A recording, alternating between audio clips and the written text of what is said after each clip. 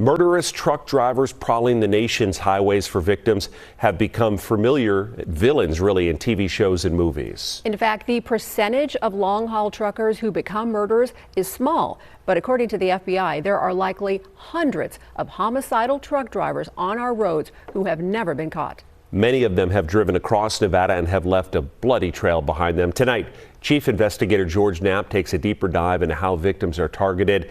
And some of this information, it is graphic. 86-year-old Reno resident Patrick Carnes was driving in tandem with a long-haul trucker along I-80 when he vanished forever back in 2011. His car was found in the same out-of-the-way field where 62-year-old Judith Casita's vehicle was found 5 years earlier. She, too, was never seen again. Nevada lawmen came to suspect that a serial killer trucker, possibly two, were picking off victims along I-80. And this was actually where the vehicle was. I've seen some gruesome things in 25 years as an FBI agent, really gory crime scenes. Former FBI Assistant Director Frank Figluzzi says the two missing Nevadans are not typical targets for serial killer truckers. Most of the known victims are younger women, either sex workers or hitchhikers. Figluzzi learned about the killers and their most likely victims by digging into a bureau program called the Highway Serial Killings Initiative, established in 2009, and learned even more by riding shotgun with truckers over thousands of miles, research that produced his best-selling book, Long Haul. By studying known murders, missing persons, and truckers themselves, the FBI estimates there could be 450 long-haul truckers who are serial killers, probably more. Many are sexual predators. Some just like to kill. One indeed likes to control the outcome and loves the power and will prolong torture, rape, and other horrors. But the other one, George, the other kind of serial killer, simply wants to kill. He enjoys that power of life and death, and he kills quickly. He's killing because he's lonely?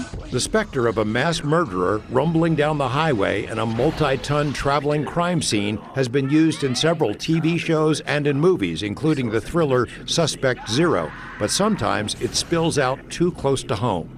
Truck driver Chester Todd was suspected by the FBI of multiple rapes and murders of women, but he went on the run in 1996 and didn't surface until 2011 in Las Vegas, where he'd been living under an assumed name.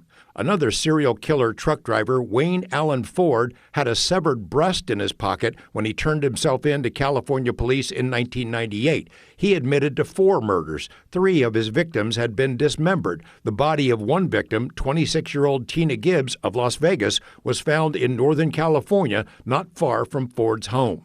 One of the most vile of the trucker killers is Robert Ben Rhoades, who built a torture chamber in his truck. Rhoades murdered 2 couples he picked up hitchhiking, one in Utah, one in Texas, and is suspected of dozens of other murder-torture sagas. There's some of the most heinous crimes and criminals in the book, including Robert Ben Rhoades, who picked up a 14-year-old girl hitchhiking, hooked her up from fish hooks inside his torture chamber in his rig.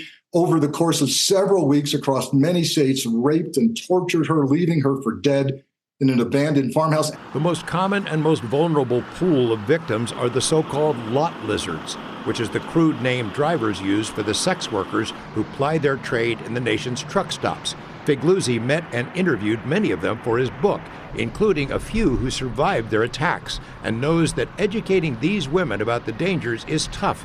Many of them have drug addictions and poor judgment, move around a lot, don't let family know where they are, so no one is likely to report them missing.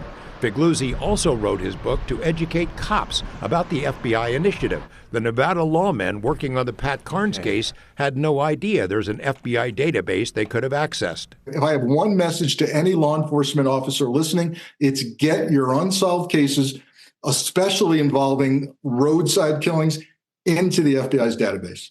The trucking industry has embraced the effort to find and weed out killer truckers and has installed tracking devices on most corporate-owned rigs. But Figluzzi notes some drivers have learned how to skirt those precautions, and he says there are hundreds of thousands of independent truckers who drive their own rigs and are not being monitored as they cruise along those long stretches of dark and empty highways. George Knapp, 8 News Now. Disturbing stuff. We put more information on the highway serial killer database on our website. You can also find part 1 of that report at 8newsnow.com.